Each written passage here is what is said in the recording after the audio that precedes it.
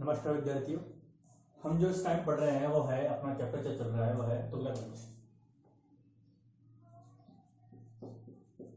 तुगलक वंश तुगलक वंश में हम पढ़ रहे हैं मोहम्मद बिन तुगलक के बारे में, शॉर्ट में कहे तो MBT। हमने इसके जीवन परिचय के बारे में पढ़ लिया, इसके जो स्वभाव था उसके बारे में पढ़ लिया, इसका जो नेचर कैसा था उसके बारे में पढ़ लिया। अब देखो इसके जो मैंने लास्ट वीडियो में इसकी 5 योजनाओं के बारे में बताया था, लिखवाया था, डिटेल में बताया नहीं। तो 5 योजनाएं थी वो जो बरनी की तारीखी फिरोजशाही में उनका उल्लेख किया गया है। वो है देवगिरी को राजधानी बनाना, देवगिरी को राजधानी बनाना। दूसरा है सांकेतिक मुद्रा का प्रचलन, सांकेतिक मुद्रा का प्रचलन। तीसरा है खुरासान अभियान।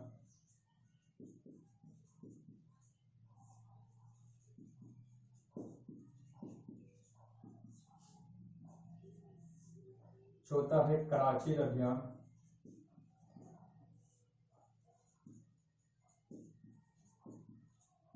और 5वीं है दोआब में कर वृद्धि। ये 5 योजनाएं थी, उसकी मुख्य 5 योजनाएं जो उसके द्वारा लागू की गई। इनके बारे में हम डिटेल में पढ़ते हैं। देखो आओ पहले पढ़ते हैं देवगिरी को राजधानी बनाना। देखो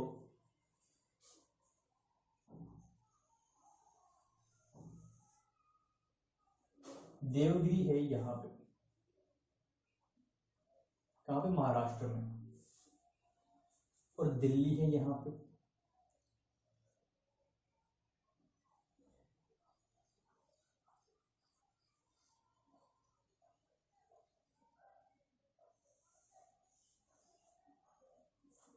देवगिरी यहाँ और यहाँ पे दिल्ली। देवगिरी और दिल्ली के बीच जो दूरी थी वो थी 700 किलोमीटर। कितनी? 1500 किलो 700 मील, यानी 1500 किलोमीटर तक। 700 मील की दूरी, कितनी? 700 मील यानी 1500 किलोमीटर की दूरी। अब इसने इसको राजधानी बना दिया। यहाँ पे है दिल्ली और यहाँ पे देवगिरी। देवगिरी के बारे में अपन ने पढ़ा था, यहाँ पे यादव वंश की राजधानी थी। अलाउद्दीन खिलजी ने उसको जीता था, लेकिन उसको कर्द राज्य बनाकर छोड़ दिया। लेकिन मोहम्मद बिन तुगलक ने उसको पूर्णतः क्या किया, जीत कर अपने राज्य में मिला लिया था। तो देवगिरी क्या हो गई?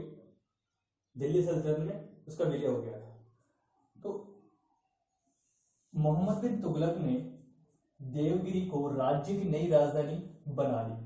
अब राज्य की नई राजधानी बनाने के पीछे जो कारण बताए जाते हैं मोहम्मद बिन तुगलक के अनुसार वो ये था कि जो देवगिरी था ये राज्य के क्या था? राज्य के केंद्र में थी, यानी कि उसका जो साम्राज्य था वो बंगाल तक, यहाँ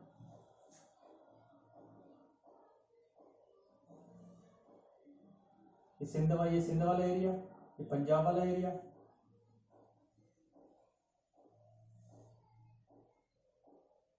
यहां तक उसका साम्राज्य था। तो ये वाला पूरा एरिया जो है भारत का अधिकांश हिस्सा, यानी मुगल सत्ता के बाद अगर किसी का बड़ा साम्राज्य था वो था इनका तुगलक वंश का, वही मोहम्मद बिन तुगलक के टाइम का। दिल्ली सल्तनत का सबसे बड़ा साम्राज्य मोहम्मद बिन तुगलक के टाइम पर बना था। तो ये इतना बड़ा भारत उसके अंडर में था, तो क्या था, उसको ऐसी जगह चाहिए थी जो राज्य के केंद्र में स्थित हो, जहां से क्या कर सके, वो आसानी से राज्य का संचालन कर सके, सारे राज्य का। क्योंकि उसने सभी भारत के जितने भी हिस्से थे, दक्षिण भारत के हिस्से, ये दक्षिण भारत के राज्य, उनको दिल्ली सल्तनत में मिला लिया था। और वहां पर क्या क्या हुआ, दिल्ली सल्तनत का सीधा नियंत्रण स्थापित कर दिया। अब इतने बड़े साम्राज्य को कंट्रोल करने के लिए उसको जरूरत थी ऐसे प्लेस की, ऐसे स्थान की, जहां से वो आसानी से इसे कंट्रोल कर सके, यानी जो साम्राज्य के बीच में स्थित हो। तो उसने देवगिरी उसके दिमाग में आई, तो उसने देवगिरी को क्या बना लिया, नई राजधानी बना ली, राज्य के केंद्र में स्थित होने के कारण।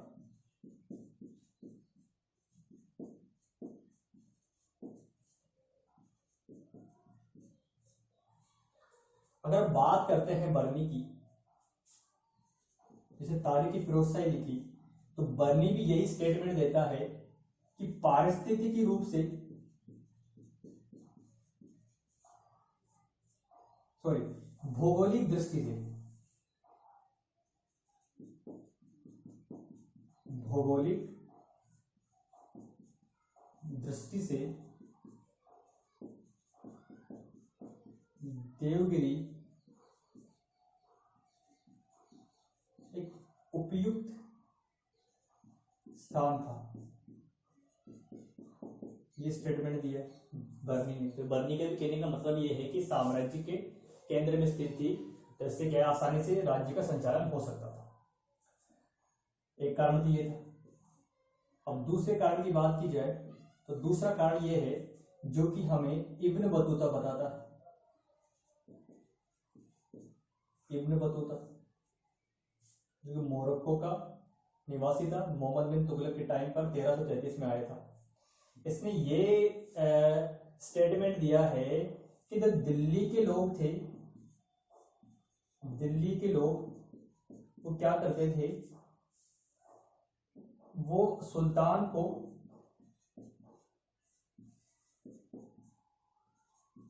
पत्र लिखते थे, और उन पत्रों में जो था, इन लेटर्स में वो अपशब्द लिखते थे, अपशब्द, आलोचना से भरे हुए लेटर लिखते थे, वो भी अपशब्द वाले, मतलब गाली गलौज होती थी उनमें सुल्तान के लिए, ऐसे लेटर वो सुल्तान को लिखते थे इब्न बतूता के अकॉर्डिंग। तो जो सुल्तान था, सुल्तान ने दिल्ली की जनता को दंड देने के लिए, दिल्ली की जनता को दंड देने के लिए और सबक सिखाने के लिए राजधानी का ट्रांसफर कर दिया, राजधानी दिल्ली से देवगिरी है। ये दो कारण है बताए जाते हैं, इसका कारण ये था। अब क्या हुआ कि दिल्ली का ट्रांसफर तो सॉरी राजधानी का ट्रांसफर तो हो गया, राजधानी का ट्रांसफर तो हो गया, लेकिन ये राजधानी ट्रांसफर असफल रहा। क्या रही, ये परिवर्तन जो था क्या रहा, ये असफल रहा।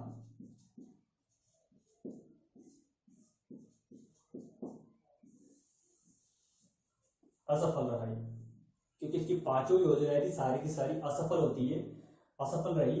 असफलता के पीछे कारण क्या था, असफलता के पीछे कारण ये था कि मोहम्मद बिन तुगलक ने सोच समझकर, बुद्धि का प्रयोग करके राजधानी का ट्रांसफर नहीं किया, उसने गलत तरीके से राजधानी का ट्रांसफर किया। कारण क्या क्या था कि एक तो उसने क्या किया कि इतनी बड़ी दूर, जिसमें पहुंचने में 40 दिन लगते थे, वहां पर राजधानी बना ली, और एक साथ पूरी दिल्ली की जनता को लेके चला गया, पूरा राज दरबार और दिल्ली की जनता, सारा सभी को एक साथ लेकर राजधानी देवगिरी पहुंच गया। टोड़ा का टोड़ा, मेड़ा के मेड़ा एक साथ आ गया। एक तो ये था। तो वहां पर क्या है कि एडजस्टमेंट नहीं कर पाए वो लोग, दिल्ली के लोग वहां जाकर एडजस्टमेंट नहीं कर पाए, और दिल्ली की जनता वहां जाकर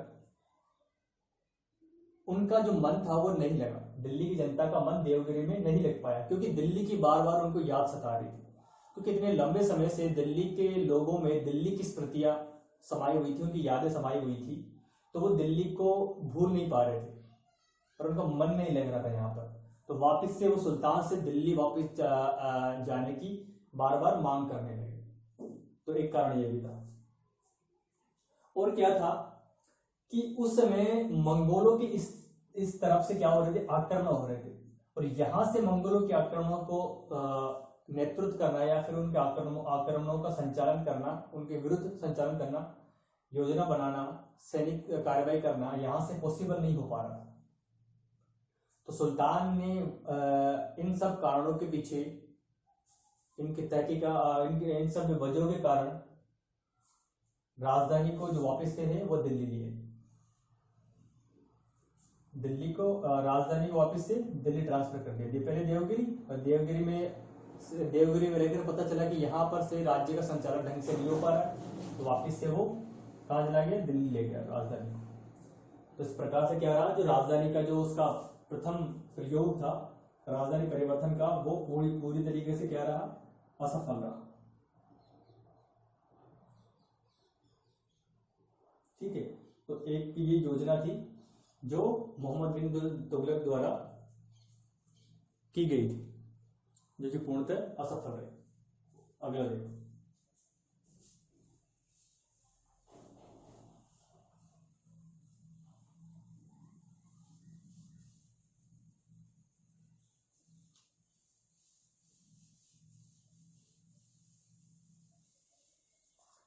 दूसरी जो योजना है वो है सांकेतिक मुद्रा का जारी करना। दूसरी योजना सांकेतिक मुद्रा का जारी करना। मोहम्मद बिन तुगलक ने चांदी व सोने के सिक्कों के स्थान पर इनकी जगह तांबे के सिक्के चलाए।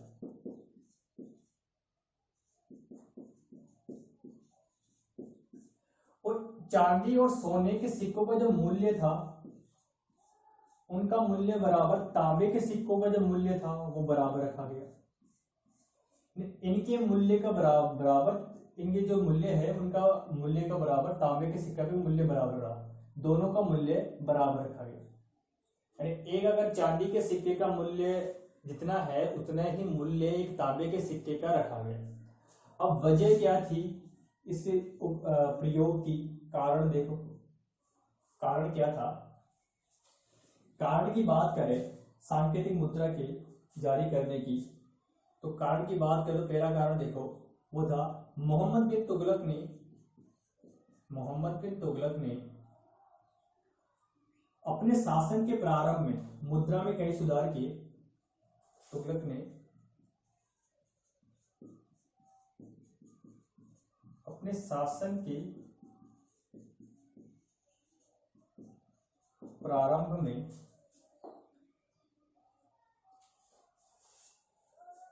कई सुधार किए, एक कारण नहीं, एक बात है, कई सुधार किए प्रारंभ में,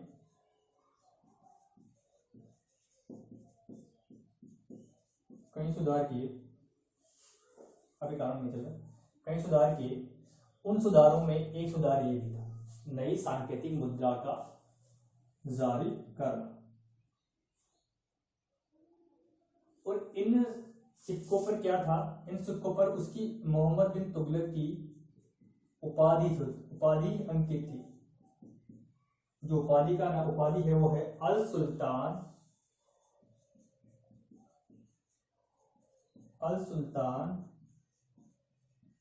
जिल्ली अला। अल सुल्तान जिल्ली अला है, ये उपाधि उस पर अंकित थी। अब इसके कारण क्या थे कि इसने क्यों जारी किया, इस मुद्रा को, सांकेतिक मुद्रा को जारी करने के पीछे कारण क्या था कि सुल्तान अपनी विजयी योजनाओं को पूरा करने के लिए, सुल्तान अपनी विजयी योजनाओं को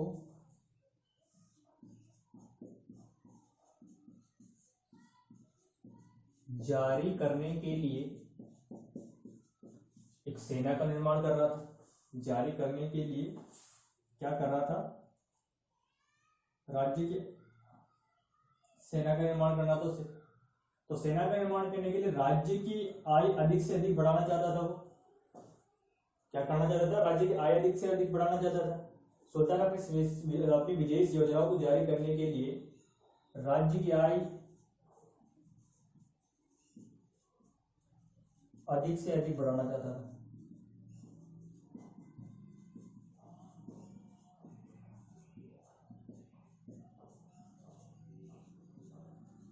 चाहता था। और जब आय बढ़ेगी तो सेना का भी आसानी से निर्माण हो जाएगा।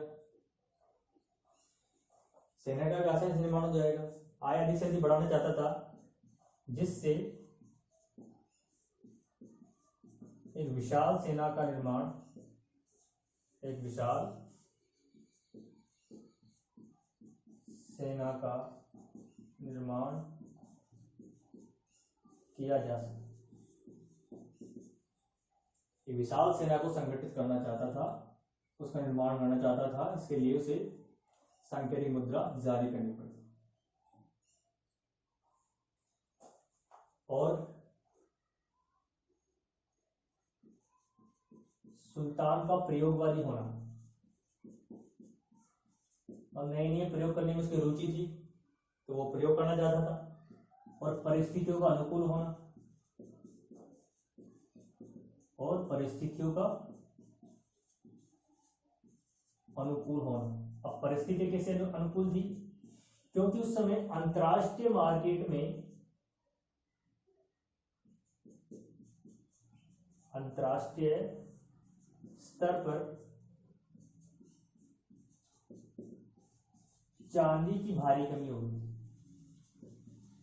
चांदी की भारी कमी हो गई।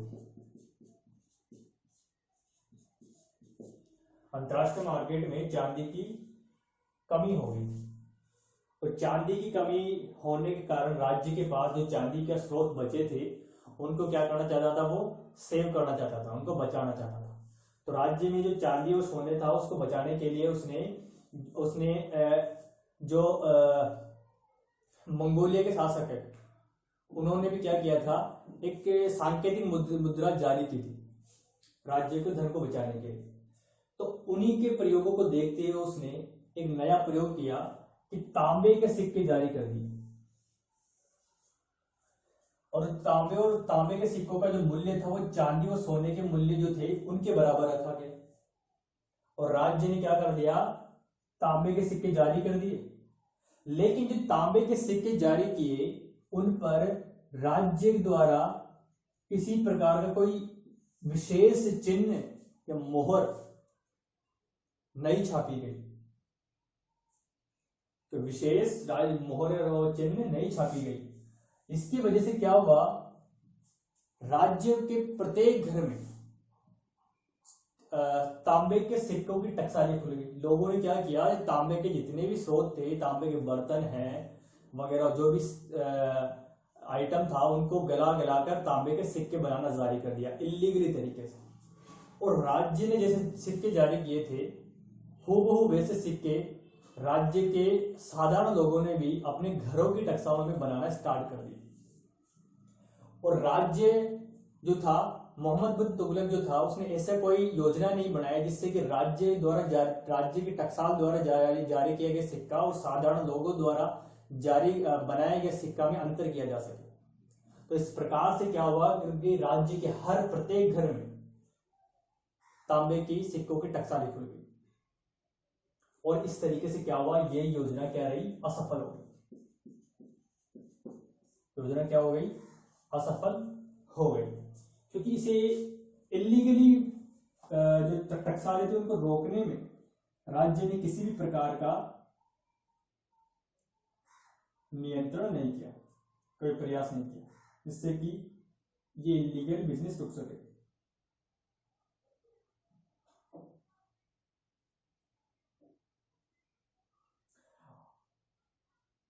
और सुल्तान और इस योजना के असफल होने के पीछे कारण ये था, एक और कारण था कि सुल्तान ने समय की जो परिस्थितियां थी उसको नहीं समझा। क्या था कि सुल्तान की सबसे बड़ी कमी यह थी कि वह अपने समय की परिस्थितियों को न समझ सका और न ही वह अपनी सांकेतिक मुद्रा में जनता में विश्वास पैदा कर सका। क्या था कि राज्य में चलो इसने मूल्य जारी कर दिया तांबे के सिक्कों को, लेकिन जो व्यापारी लोग थे उन्होंने इन सिक्कों को लेने से मना कर दिया, क्योंकि व्यापारी लोग जो थे वो विदेशों से क्या करते थे, सामान लाते थे। और विदेशों में क्या चलते थे, चांदी के सिक्के चलते थे, चांदी और सोने के सिक्के चलते थे। और तांबे के सिक्के कहाँ चला दिए, राज्य में चला दिए, और व्यापारियों ने इनको लेने से मना कर दिया। तो क्या हो गई, इस तरीके से ये जो योजना थी वो पूर्णतः असफल रही। मोहम्मद बिन तुगलक ने जरा सा भी ये भी नहीं सोचा कि किस तरीके से इसको लागू करना है, कितने मात्रा में करना है, जनता के अंदर उसके प्रति विश्वास पैदा करना था, वो सब उसने नहीं सोचा। और बिना सोचे समझे अपनी प्रयोगवादी नीति के कारण एक नया प्रयोग कर दिया जो कि पूर्णतः असफल रहा। और इसके बाद इसने क्या किया, मोहम्मद बिन तुगलक ने जो सिक्के थे उनको राज्य ने वापस ले लिए, जो सिक्के जारी किए थे उनको ले लिए उनको, और उनके बदले राज्य ने क्या किया, एक काउंटर खोल दिया जिसमें क्या था कि जनता के जो तांबे के सिक्के थे उनको लिया गया और उनकी जगह चांदी के सिक्के दिए गए, तांबे के सिक्कों के स्थान पर। और जितने उसने तांबे के सिक्के जारी किए थे उससे ज्यादा तो राज्य के पास तांबे के सिक्के आ गए, क्योंकि लोगों ने इलीगली टकसालें खोल दी थी। और इस तरीके से राज्य का इसका जो बचा हुआ खजाना था वो क्या हो गया, खाली हो गया, रिक्त हो गया। चांदी की कमी होगी इसके पास, खुद के पास चांदी को बचाने के लिए इसने तांबे के सिक्के चलाए और चांदी को गवा बैठा। उसी प्रयोग में जो बची हुई चांदी थी उसको भी गवा बैठा। तो इस तरीके से क्या रहा, इसका योजना पूर्णतः असफल है। अगली योजना है खुरासान अभियान। इसके बाद खुरासान अभियान।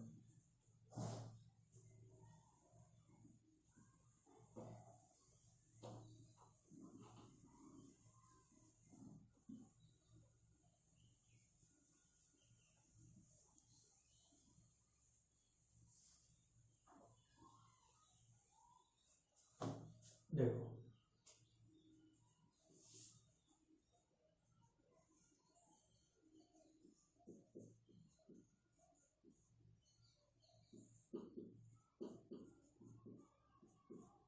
खुरासान अभियान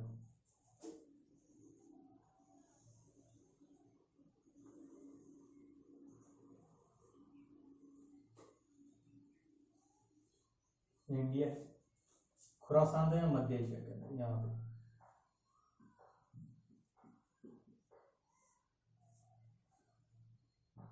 ये दिल्ली। तो मोहम्मद बिन तुगलक ने खुरासान पर अधिकार करने के लिए, अंतर्राष्ट्रीय छवि को उभारने के लिए, इस एरिया में अपना दबदबा कायम करने के लिए एक त्रिगुट संधि की। त्रिगुट में कौन कौन थे,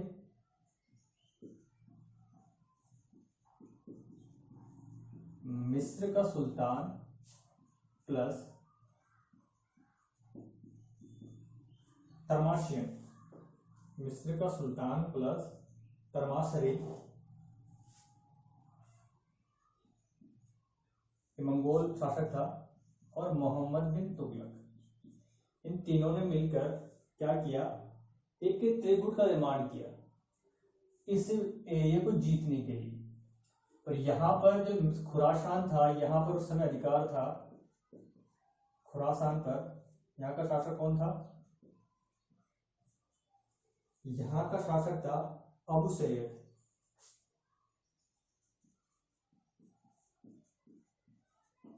अबू सैयद यहाँ का शासक था। तो इसको हटाकर यहाँ पर अपना अधिकार स्थापित करने के लिए इन तीनों में एक संधि हुई। ये मंगोल शासक था, ये मिस्र का सुल्तान था और ये इंडिया का था, इसको हटाना चाहते थे। लेकिन देखो इन तीनों ने संधि कर ली और मोहम्मद बिन तुगलक जो है इसने इस अभियान के लिए 3,70,000 सैनिकों की नियुक्ति की। सैनिकों की नियुक्ति कर ली, यानी कि एक सेना का निर्माण कर लिया, इतनी बड़ी सेना। और इन सेना के जो सैनिक थे, सैनिकों को 1 साल का अग्रिम वेतन भी दे दिया, यानी एडवांस वेतन दे दिया।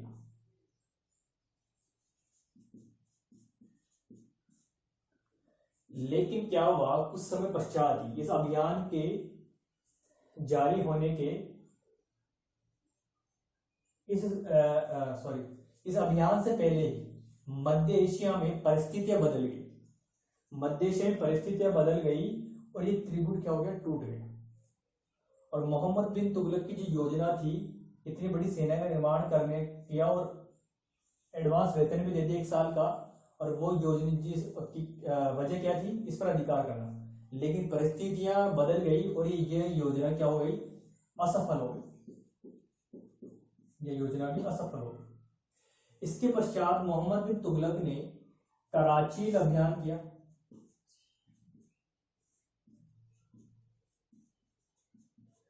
कराची था यहाँ पे, एक हिमालय पर्वत है, इस हिमालय पर्वत के क्षेत्रों में यहाँ पे मोहम्मद बिन तुगलक ने क्या किया, ये सेना थी इसको क्या कर दिया, यहाँ के स्थान पर इधर भेज दिया, इधर भेज दिया। यहाँ बीच रास्ते में गई, लेकिन ये सेना इधर गई तो थी लेकिन वापस आ गई क्योंकि परिस्थितियां बदल गई। और इस सेना को फिर इसने इधर भेज दिया कराची अभियान पर, जो कहा था हिमालय क्षेत्र में था।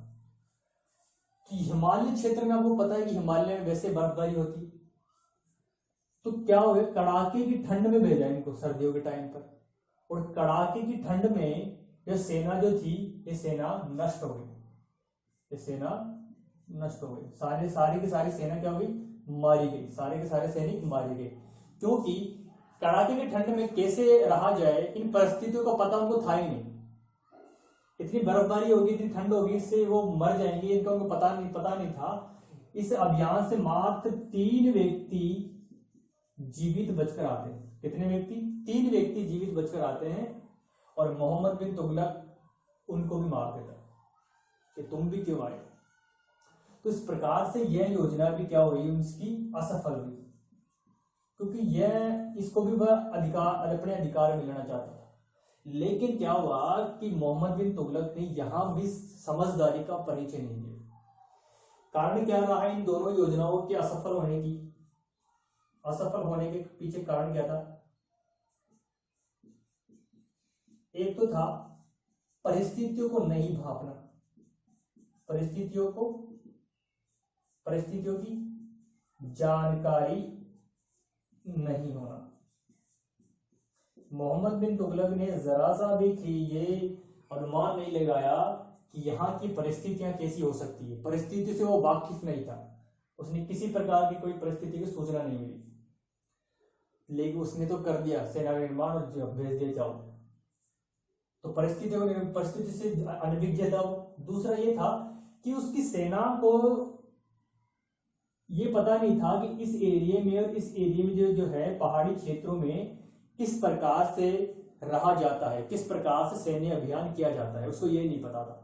यहाँ पर किस प्रकार के भोजन की आवश्यकता है और दूरस्थ क्षेत्रों में जीवित रहने के लिए किस प्रकार की अन्य सामग्रियों का प्रयोग किया जाता है, ये मोहम्मद बिन तुगलक को नहीं पता था। क्योंकि कड़ाके की ठंड में जा रहे हो तो आपके पास कपड़े भी वैसे ही होने चाहिए जैसे कि इन परिस्थितियों में आप जीवित रह सको। और आपको अभियान कब करना चाहिए, किस मौसम में करना चाहिए, इसका भी आपको जानकारी होनी चाहिए। तो इन चीजों से क्या था, ये अनभिज्ञता और इन चीजों से वाकिफ नहीं होने के कारण लापरवाही बरतने के कारण ये दोनों योजनाएं भी, ये दोनों अभियान जो थे ये पूर्णतः असफल सिद्ध हुए। ठीक है, अगला जो अभियान है, अगला जो इसका प्रयोग है वो है दोआब में कर वृद्धि।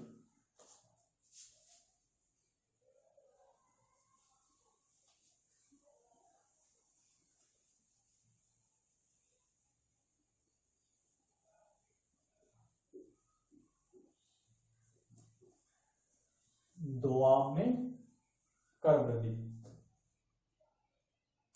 पांचवा अभियान।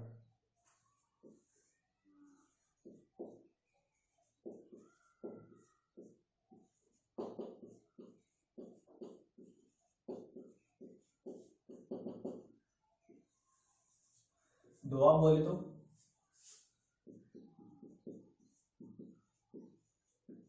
गंगा यमुना के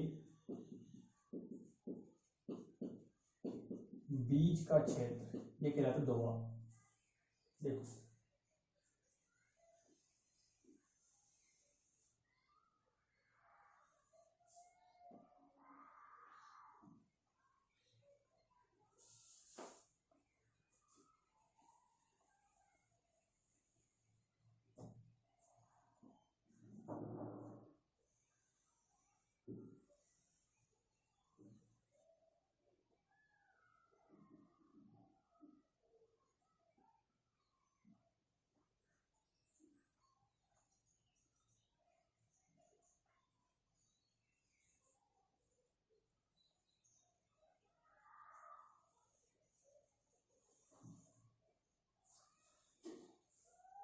ये यमुना नदी, ये गंगा नदी,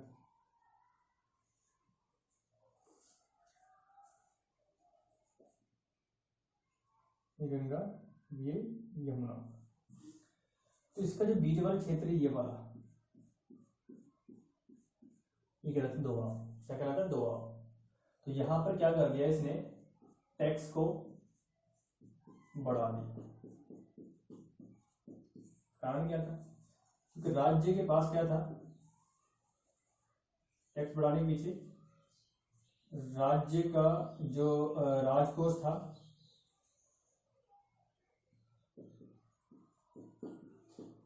वो क्या हो गया था, रिक्त हो गया था, खाली हो गया था। यानी कि इनकम जो थी राज्य के पास जो धन था वो कम हो गया था, धन की कमी हो गई थी। क्योंकि उसने इतने अभियान कर दिए, सांकेतिक मुद्रा जारी कर दी, वापस से उसके रिटर्न में उसे पैसे देने पड़े, तो जितनी भी योजनाएं की तो उससे राज्य को हानि हुई। और उनकी भरपाई करने के लिए उसने क्या कर दिया, गंगा यमुना क्षेत्र में क्या कर दिया, टैक्स को बढ़ा दिया। क्या कर दिया? टैक्स को बढ़ा दिया।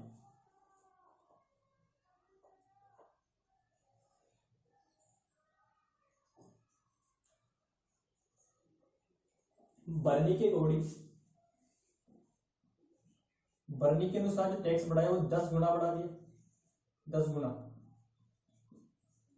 टैक्स को 10 गुना बढ़ा दिया। और बंदायूनी ने के अकॉर्डिंग 10 से लेकर 20 गुना बढ़ा दिया। इन दोनों ने ये कहा इतना गुना टैक्स को बढ़ा दिया। बर्नी क्या कहता है? बर्नी कहता है, कारण क्या बताता है बर्नी, इसका सुल्तान का खजाना खाली होना। बर्नी क्या कहता है? कि सुल्तान का खजाना खाली हो गया था, इस वजह से।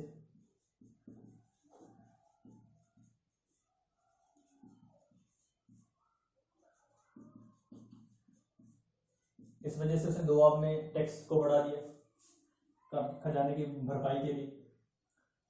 बंदायूनी के अनुसार दोआब की विद्रोही प्रजा को दंड देने के लिए। बंदायूनी क्या कहता है कि दोआब की जो प्रजा थी और विद्रोही थी, दोआब की विद्रोही प्रजा को दंड देने के लिए उसने टैक्स को बढ़ा दिया। ये दो कारण बताए जाते हैं। लेकिन ये योजना जो थी, इसे लगा कि ये टैक्स को बढ़ाकर मैं राज्य खजाने को वापस से भर लूंगा, क्योंकि ये क्षेत्र जो था उपजाऊ था, हमेशा बारिश होती थी। लेकिन क्या हुआ कि इसकी किस्मत भी यहां पर फूट गई, यह योजना भी असफल हो गई। अब हुआ क्या, ये देखो, कारण क्या है योजना के सफल होने का, असफल होने का कारण देखो। पहला कारण है, जिस समय टैक्स में बढ़ोतरी की गई थी, जिस समय टैक्स में बढ़ोतरी की गई थी उस दौरान अकाल पड़ गया। क्या पड़ गया, अकाल पड़ गया। जिस समय बढ़ोतरी टैक्स में वृद्धि की गई, और अकाल पड़ जाने के कारण जनता में कर अदा करने की क्षमता नहीं रही। जब अकाल पड़ गया तो कर कहां से अदा करेंगे, कर अदा करने की क्षमता नहीं रही। मैंने टैक्स के लिए उनके पास जो उत्पादन था वो हुआ ही नहीं, तो टैक्स के पास, टैक्स के लिए उनके पास कुछ रहेगा कहां पे। तो पहला कारण ये था। दूसरे कारण की बात की जाए तो यह था, दोआब के लोग बड़ी हुई दर पर कर देने को तैयार नहीं थे। बढ़ी हुई दर पर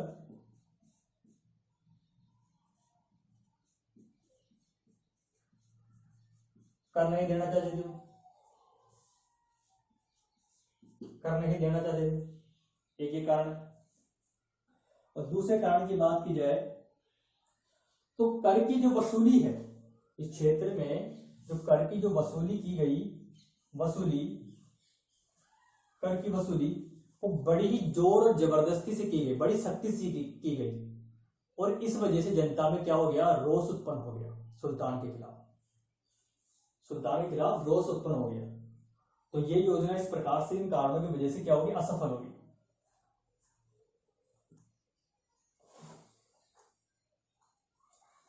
ठीक है, तो यह जो आखिरी योजना थी वो भी असफल हो गई। तो फिर बाद में सुल्तान ने इनके कर को माफ करना पड़ा, और ये योजना उसने त्याग दी। तो इस प्रकार से उसने जो 5 योजनाएं बनाई, पांचों की पांचों योजना क्या रही, पूर्णतः असफल रही। वो करना तो सही चाहता था, लेकिन परिस्थितियों ने उसका साथ नहीं दिया, और इसके साथ ही उसने खुद की बुद्धि से काम नहीं लिया कि क्या सही है, क्या अनुचित है, किस प्रकार से इस योजना को कार्यान्वित करना चाहिए, उसने इस चीज को नहीं समझा। तो इस प्रकार से हमने देखा कि इसकी पांचों की पांचों योजनाएं जो थी वह पूर्णतः असफल सिद्ध हुई। ठीक है, तो ये था मोहम्मद बिन तुगलक की 5 योजनाएं, जिनके बारे में अक्सर एग्जाम में पूछा जाता है, ये आपको अच्छे से पढ़नी है। ठीक है, तो मोहम्मद बिन तुगलक के बारे में आज के लिए इतना ही। मिलते हैं नेक्स्ट वीडियो में नई जानकारी के साथ, तब तक के लिए थैंक यू।